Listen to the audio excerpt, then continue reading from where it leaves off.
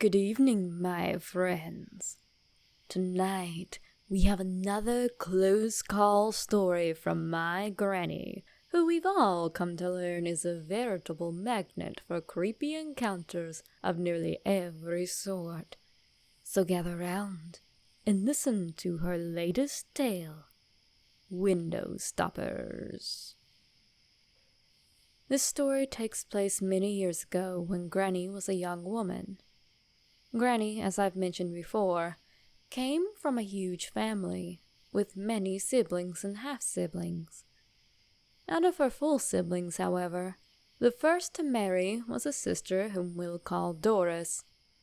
Now, sometime early on in their marriage, Doris and her husband moved from the middle of nowhere to, well, still in the middle of nowhere, just into a community of other mountain folk that didn't consist of all of her relatives. The house was small, but decent for a growing family.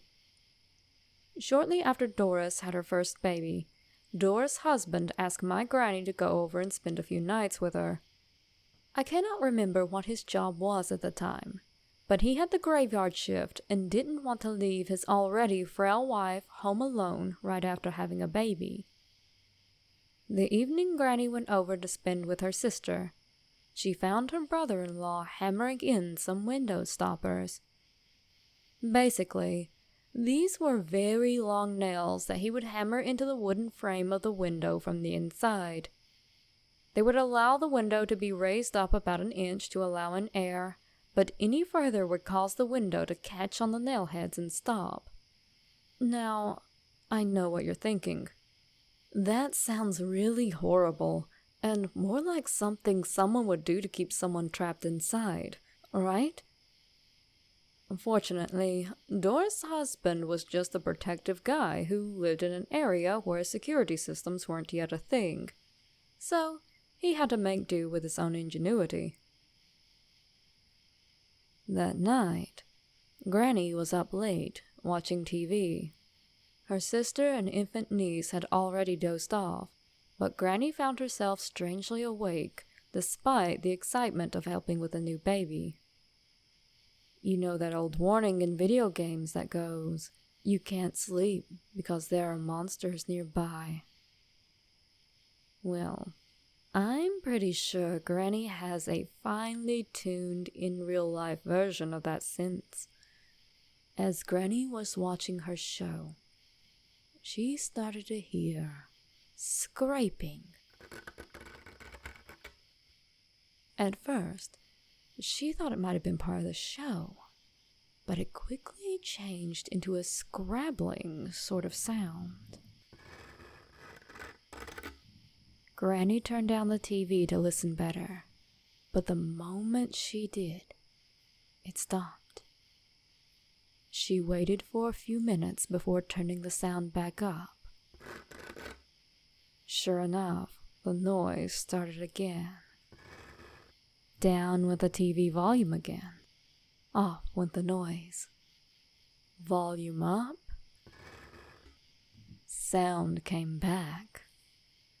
Mind you, every time Granny turned the sound down, she had to get out of bed to turn it off on the TV itself, because this was one of those huge sets they had back in the 1960s. You know, the sort that looked like it was built into an entertainment system and weighed more than a couple of grown men.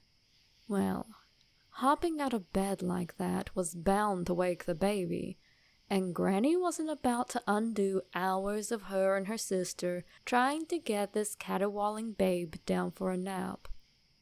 So, the next time she heard the noise, she paid careful attention to where she thought it might be coming from, before clicking off the TV set. The noise stopped, but not fast enough.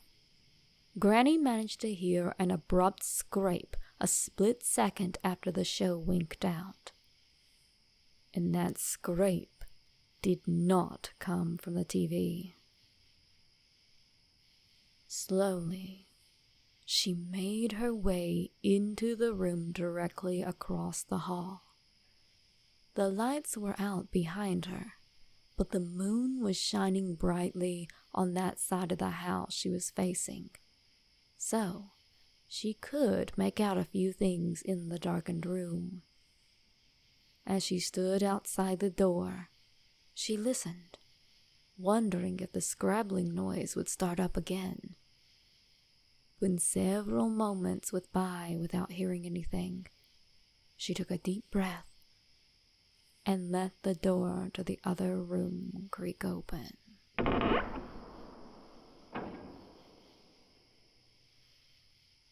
At first, she didn't notice anything out of the ordinary, but as she stepped into the room, she could feel air wafting in a way like the window was open. When she went to check, she was horrified to see that the window had been pried up from the outside, stopping just at the heads of the nails that her brother-in-law had put in before he left. The scary thing is that they never found who tried to break in on Doris. They never had another problem again, however, and Granny is sure to this day that her being there is what prevented the intruders from coming inside. As for her brother-in-law, even though Granny says it was common for people to fashion their own window stoppers like that years ago, I have a feeling that her brother-in-law was suspicious of one of their neighbors, since this was a time when people still left their doors unlocked. Either that, or maybe he just had a bad feeling and acted on it, the same way any smart mountain man would do. Well, my friends, if you like this story, please like, share, and subscribe. Hit the notification bell to catch your latest spooky fix the moment it comes out. And check out my Patreon page at patreon.com/Phantasmal Poppy. Thank you. Good night.